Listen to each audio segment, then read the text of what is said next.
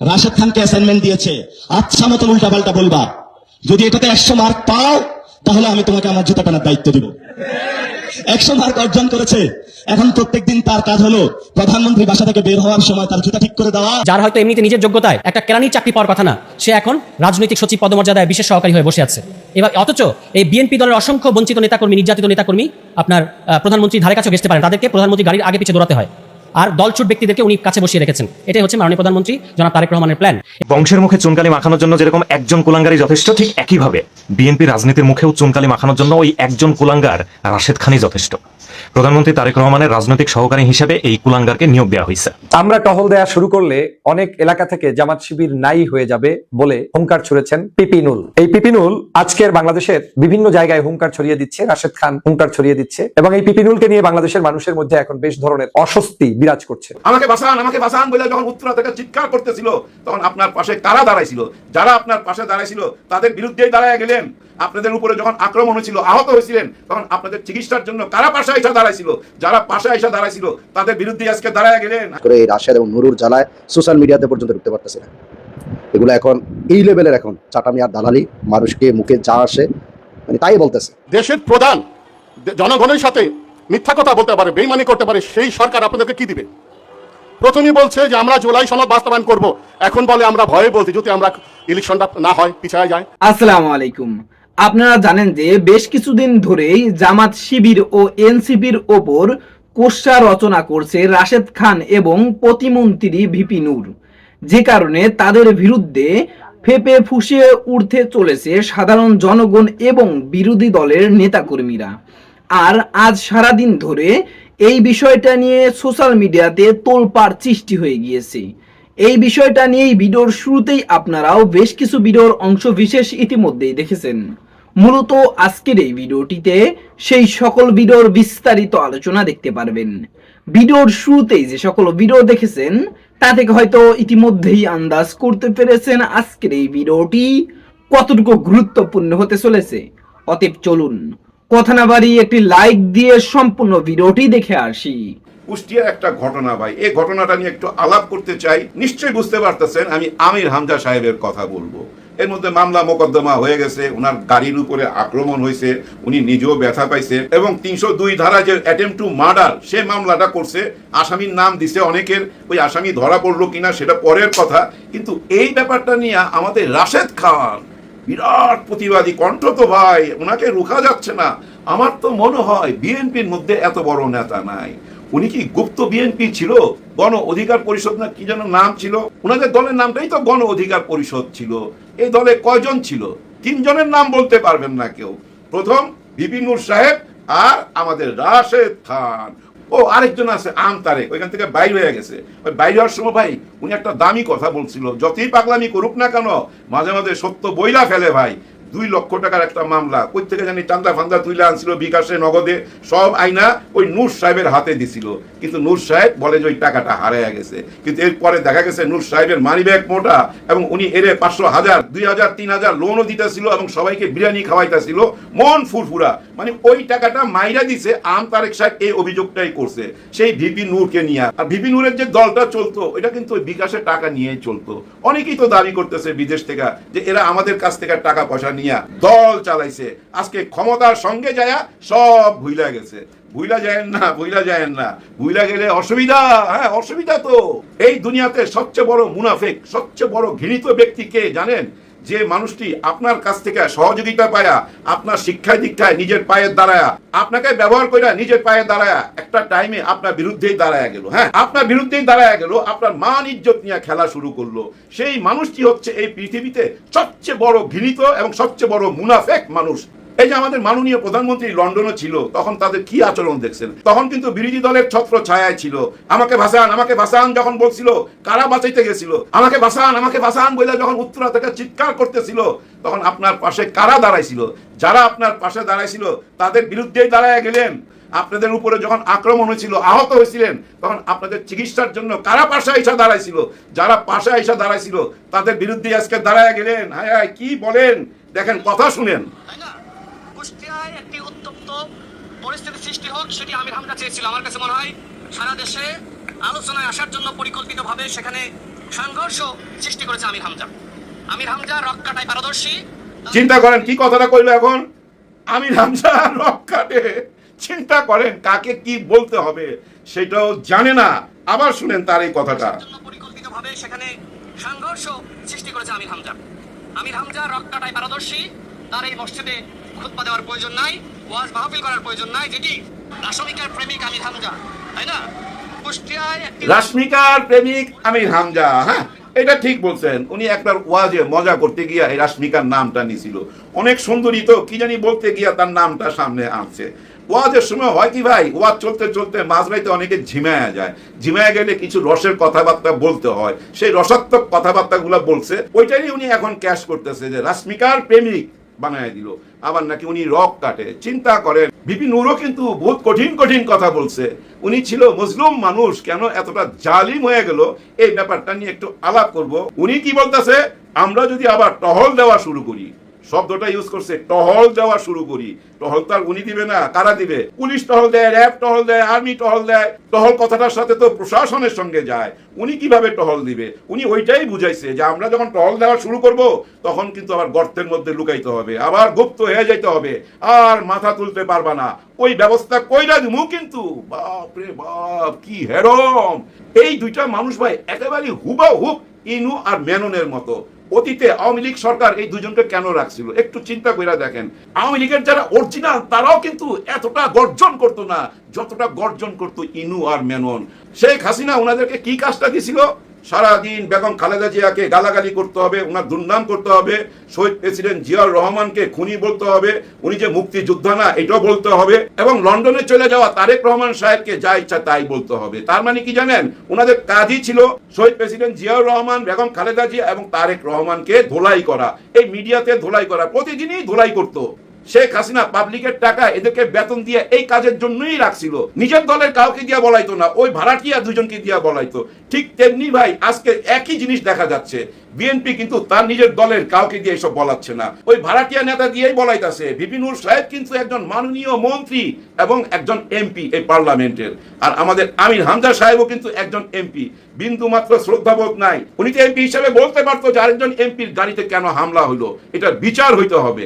ওইটা না বইলা আর উল্টা উস্কাইয়া দিতেছে যেন আমির হামজা তার ওই কুষ্টিয়া না যাইতে পারে। কিন্তু আমির হামজা সাহেব কি বলছে? এই কুষ্টিয়ার প্রধানমন্ত্রী আমি, রূপক হিসাবে কথাটা বলছে। কারণ কি জানেন? এই কুষ্টিয়াতে যে অঞ্চলে উনি দাঁড়াইছে, এই আসনে যতটা বরাদ্দ আসবে সরকারের পক্ষ থেকে ওনার মাধ্যমেই আসবে, আর উনি যে উন্নয়নটা করবে ওইটা বুঝাইতে গিয়া সহজ সরল ভাষায় বলে ফেলছে আমি হচ্ছি আপনাদের প্রধানমন্ত্রী। এটাকেই কিন্তু এই দুজনে ক্যাশ করছে। আমার মনে হয় মাননীয় প্রধানমন্ত্রীর কানের কাছে যায় বলতেছে, হায় হায় দেখেন এখনই বলে উনি প্রধানমন্ত্রী, তার মানে আপনাকে প্রধানমন্ত্রী মানতেছে না। এরা কিন্তু কয়েকদিন পর আপনাকে একবারে ফেলে দিবে, তারাই প্রধানমন্ত্রী হয়ে যাবে জোর কইরা। এখনই দাবায় দিতে হবে, এখনই তাদের মুখ চাইপা ধরতে হবে। তবে একটা ব্যাপার কিন্তু পরিষ্কার হয়ে যাচ্ছে এই ইনু মিনুদের কথা থেকে, এবং এর মধ্যে জিএম কাদের সাহেব নামে গেছে মাঠে। হ্যাঁ ভাই, জিএম কাদের সাহেব বলতেছে ভারতে না গেলে অনেক বড় ভুল করবে আমাদের প্রধানমন্ত্রী। ভারত কি জিনিস এটা তো আমি জানি, আমি তাদের সঙ্গে কাজ কাম করছি, আমি চিনি তাদেরকে। ভারতে না গেলে বহুত বড় ভুল করবে, ভারত বহুত বড় একটা দেশ। একটা ইন্টারভিউর মধ্যে দেখলাম একজন মহিলার সাথে কথা বলতেছে, প্রায় 45 মিনিট কথা বলছে। ওই 45 মিনিটের মধ্যে না হইলো ভাই 20 বার বলছে ভারত অনেক শক্তিশালী দেশ, তাদের সঙ্গে তাল মিলিয়ে চলতে হবে, নাহলে বাংলাদেশ বহুত বড় ভুল করবে। এই বয়ান তৈরি করতেছে, ইদানিং মুখ খুলতেছে। বেশি না ভাই, আর 1-2 সপ্তাহের মধ্যে দেখবেন বিরাট বড় একটা কার্ড খেলবে। সেটা কি? জঙ্গি কার্ড। অলরেডি বলা শুরু করে দিছে এই দেশে আল কায়দা আছে, এই দেশে জঙ্গি আছে। আমাদের স্বরাষ্ট্রমন্ত্রীকে যদি এই প্রশ্ন করা হয়, সাংবাদিকরা যখনই উনাকে জিজ্ঞাসা করে উনি কিন্তু এটার উত্তর দেয় না, হাইটা চলে যায়। কি উত্তর দিবে? আপনাদের মনে আছে না ওই যে হোলি আর্টিজান গুলশানের ওই ঘটনাটা? ওইটা কিন্তু দাদাদেরই তৈরি নাটক ছিল। ওরকম নাটক কিন্তু আবার হবে, খুব তাড়াতাড়ি হবে। কেন এই কথাগুলো বলতেছি? এই জঙ্গি ট্যাগ যদি দেওয়া যায় এবং এই যে আল কায়দা যেটা বলা হচ্ছে, তার মানে এইসব নাটকগুলা খুব তাড়াতাড়ি সামনে আসতে যাচ্ছে। এগুলা বইলা পরিস্থিতি তৈরি করা হচ্ছে। পরে যখন আপনারা দেখবেন সামনে, তখন নিজেরই মনে পড়বে হ্যাঁ এগুলো তো শুনছিলাম, তার মানে ঘটনা সত্যি। কেন এটা করা হচ্ছে? দেখেন, জঙ্গি বলতে আল কায়দা বলতে যাই কিছু বলেন না কেন, দাড়ি টুপি পাঞ্জাবি এরকম একটা দৃশ্য চলে আসে না? জিন্সের প্যান্ট, এখানে চুলের আটি বাঁধা, গলার মধ্যে চেইন ঝুলতেছে, হাতের মধ্যে ব্রেসলেট ঝুলতেছে, এরকম কাউকে নজরে পড়ে? এরকম কারো চিত্র মনের মধ্যে পড়ে যখন আল কায়দা আর জঙ্গি বলে? না, এরকম চিত্র মনের মধ্যে ফুইটা উঠে না। ফুইটা যেটা উঠে ওইটা ওই দাড়ি টুপি ফুইটা উঠে, যার জন্য ওই জঙ্গি ট্যাগ, ওই আল কায়দা ট্যাগ এখনই বলা শুরু করছে এবং ভবিষ্যতে দেখবেন এই নাটকগুলা সামনে আসবে। কিন্তু কথা হচ্ছে এই নাটক কি খাওয়াইতে পারবেন? খাওয়াইতে পারবেন না। দেশ চেঞ্জ হয়েছে, বদলাইছে তো ভাই, মানুষ প্রতিবাদ করতে শিখে গেছে। কেন পারবেন না? খুবই সহজ অঙ্ক। যদি আপনারা গণভোটের অধিকার না দেন তাহলে তো জামাতে ইসলামের রাজনীতি ধ্বংস হয়ে যায়, এনসিপির রাজনীতি ধ্বংস হয়ে যায়। 11 দল বলতে তো কিছুই থাকে না, বাংলাদেশে আর কোনো দলই তো থাকে না, ওই বাকশালের মতো হয়ে যায় তো আবার। কিন্তু সেটা কি হইতে দিবে? নিশ্চয়ই না। জামাতে ইসলাম 11 দল যে কোনো উপায় হোক এই অধিকার ছিনায় আনবে, কারণ রাজনীতিতে টিকা থাকার জন্য এই অধিকার ছিনায় আনতে হবে। রাজনীতিতে টিকা থাকার জন্য গণভোটের অধিকার জামাত ইসলাম যে কোনো উপায় হোক আইনা ছাড়বেই, আপনারা রুখতে পারবেন না। আপনার যেমন আছে আই হ্যাভ এ প্ল্যান, উনাদেরও কিন্তু একটা প্ল্যান আছে যেটা হয়তো আপনারা বুঝতে পারতেছেন না। আর এই 26-এর মধ্যেই কিন্তু গণভোটের অধিকার আদায় হবে, যে কোনো অ্যাঙ্গেলে হোক আদায় হবে। যদি আদায় না হয় বিরোধী দল বলতে এই দেশে আর কিচ্ছু থাকবে না। আর সেটা কি জনগণ হইতে দিবে? নিশ্চয়ই হইতে দিবে না। আমরা তো ভাই নতুন একটা বাংলাদেশ চাই, আর নতুন বাংলাদেশের চাবি হচ্ছে সেই গণভোট। আর এই চাবিটা এখন মাননীয় প্রধানমন্ত্রীর পকেটে, এই চাবিটা জনগণের হাতে দিয়ে দিতে হবে। আমরা টহল দেয়া শুরু করলে অনেক এলাকা থেকে জামাত শিবির নাই হয়ে যাবে বলে হুঙ্কার ছুড়েছেন পিপিনুল। এই পিপিনুল আজকের বাংলাদেশের বিভিন্ন জায়গায় হুঙ্কার ছড়িয়ে দিচ্ছে, রাশেদ খান হুঙ্কার ছড়িয়ে দিচ্ছে, এবং এই পিপিনুলকে নিয়ে বাংলাদেশের মানুষের মধ্যে এখন বেশ ধরনের অস্বস্তি বিরাজ করছে। আমি প্রায় বলার চেষ্টা করেছি এই রাশেদ এবং নূরকে তৈরি করেছে মূলত আওয়ামী লীগের সময় আওয়ামী লীগের বিশেষ বিশেষ ইস্যুগুলোকে ধামাচাপা দেওয়ার জন্য বিশেষ উদ্দেশ্যে ভাইরাস হিসেবে তাদেরকে আনা হয়েছে। তথা সরকার কোনো বিপাকে আছে, পিপিনুল রাশেদদেরকে সামনে এনে তাদের মাধ্যমে জাতির কাছে বিভিন্ন ধরনের তথ্য ভাইরাস ছড়ানো এবং ওটার উপরে ভিত্তি করে তাদেরকে ফোকাস করে বিএনপি জামাতের রাজনীতিটাকে নাই করে দেওয়ার একটা চক্রান্ত ছিল। আমরা অনেক সময় মানবিক মূল্যবোধের কারণে, সিম্পেথির কারণে আমরা তাদের প্রতি সমর্থন জানিয়েছি, ভালোবাসা প্রকাশ করেছি, এটা রাজনৈতিক পরিভাষার কারণে হয়েছে। কিন্তু আপনি দেখেন আওয়ামী লীগ যখন এই পিপিনুলদেরকে তারপরে রাশেদদেরকে তৈরি করেছে, তখন তাদেরকে শুধুমাত্র সামনের ফোকাসে আনতো, মাঝে মাঝে মেহেন্দি সাফাদি ইস্যুকে কেন্দ্র করে, মাঝে মাঝে আপনার রাজনৈতিক নিজেদের দলের মধ্যে ভাঙাচোরাকে ইতিহাস তৈরি করে। যেমন রাজনৈতিক দলকে আওয়ামী লীগ ভাঙতো কিভাবে? যেমন রেজা কিবরিয়া সাহেবকে দিয়ে এই নূরের দল ভাঙানো হলো একবার, এটা আলোচনায় রাখানোর জন্য, আর কিছুই না। আবার দেখা গেছে ফারুক সাহেবদেরকে, আমতারেকদেরকে ভিন্ন জায়গায় আবার নিয়ে যেত শুধুমাত্র এই পিপিনুল এবং নূরদের ভাঙাচোরার জন্য। আবার দেখা গেল এই পিপিনুল এবং নূরদেরকে, রাশেদদেরকে দিয়ে আজকের তাদের মাধ্যমে চরমনার পিসাবকে মাঝে মাঝে গালিগালাজ করাতো। এরকম বিভিন্ন ক্যারেক্টারে তাদেরকে তখন গ্রো আপ করানো হতো। একটা সময় আমি তাদের বিভিন্ন বক্তব্য দেখতাম, সে বক্তব্যে এরকম যে মানে তারেক রহমান বিহীন বাংলাদেশ, বিএনপি বিহীন বাংলাদেশ, এক বাক্যে তারা জনতার এত হৃদয়ে পৌঁছার জন্য এমন এমন কিছু বক্তব্য দিতেন, মনে হয় এদেশ থেকে বিএনপি টিএনপি সব শেষ হয়ে যাবে। আজকে ঠিক বিএনপি হয়তো দুইটা কারণে এই পিপিনুলদেরকে আবার জায়গা করে দিয়েছে। এক, বিগত আওয়ামী লীগের সেই সময়ের ভাইরাসগুলো বিএনপির বিরুদ্ধে যে পরিমাণ বক্তব্য রেখেছে, ওই বক্তব্য রিটার্ন ব্যাক ওদের আচরণের মাধ্যমেই ওদের কাছে পৌঁছানোর ব্যবস্থা করছে এই সরকার। যেমন এই পিপিনুল, তারপরে রাশেদ, ওরা বিভিন্ন ধরনের অযাচিত বক্তব্য দিবে যা বিএনপির একজন বিজ্ঞ প্রজ্ঞাবান রাজনীতিবিদ বক্তব্য রাখে না, সেই বক্তব্যগুলোকে ওদের মাধ্যমে দেওয়া হবে। কারণ বিএনপি যারা করে, যারা সত্যিকার রাজনীতিবিদ, তারা তো এরকম অশ্রব্য ভাষা ব্যবহার করতে পারে না। তাই তাদেরকে দিয়ে বলানো হচ্ছে যাতে করে জাতি ক্ষিপ্ত হয়ে ওদের উপরে এরকম ভৎসনা কিংবা খারাপ ভাষায় ওদেরকে চিহ্নিত করে, এবং ওদের রাজনীতি কিন্তু শেষ করে দিয়েছে। আমি সেজন্য তারেক রহমান সাহেবের প্রতি কৃতজ্ঞতাও জানাই যে না, আপনি এক অর্থে সঠিক রাজনীতি করেছেন, যে যার দায়িত্ব পাওয়ার উপযুক্ত তাকে দিয়ে সেই কাজটা কিন্তু করাচ্ছেন। আপনি কিন্তু এক ঢিলে দুই পাখি মারছেন। এই বিপিনুর, রাশেদ, ওরাই তো আপনার চরম শত্রু ছিল এক সময়, আপনি ওদের দিয়েই ওদেরকে ঘায়েল করে দিচ্ছেন। যেটা যদি পার্সপাতি থাকতো বিপিনুর এবং এই রাশেদদের, তাহলে হয়তো ওরা এই মানুষের ফাঁদে পাড়া দিয়ে নিজের জীবন ধ্বংস করতো না। নিজেও দেখে যে চোখের সামনে বিএনপির বড় বড় মন্ত্রী মিনিস্টার থাকা সত্ত্বেও, বিএনপির বড় বড় স্পোকম্যান থাকা সত্ত্বেও, তারা জামাত শিবির কিংবা কাউকে এরকম একটা হুমকি দেয় না যে আমরা টহল দেওয়া শুরু করলে অনেক এলাকা থেকে জামাত শিবির নাই হয়ে যাবে, মানে গুম করে ফেলবে। সেই বিএনপির মতো নেতারা সাহস পায় না বা বলে না।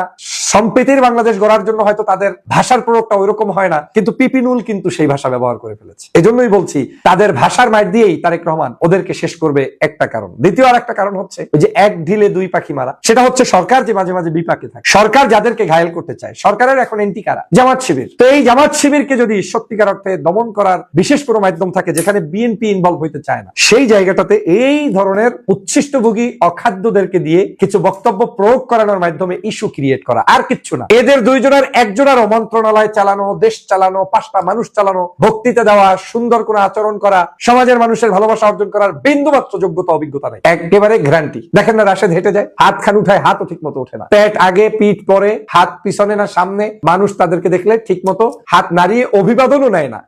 আমি আশা করছি সম্পূর্ণ ভিডিওটি দেখেছেন এবং এই ভিডিওর সাপেক্ষে আপনার কি মতামত সেটা অবশ্যই কমেন্ট বক্সে জানিয়ে যাবেন। ভিডিওটি ভালো লেগে থাকলে শেয়ার করতে ভুলবেন না। আমাদের এই চ্যানেলে নতুন হয়ে থাকলে চ্যানেলটি সাবস্ক্রাইব করে চ্যানেলের পাশে থাকবেন। আর যারা ইতিমধ্যেই চ্যানেলটি সাবস্ক্রাইব করেছেন তাদেরকে অসংখ্য ধন্যবাদ। দেখা হবে নতুন কোনো ভিডিও নিয়ে, ততক্ষণ সবাই সুস্থ থাকবেন। আল্লাহ হাফেজ।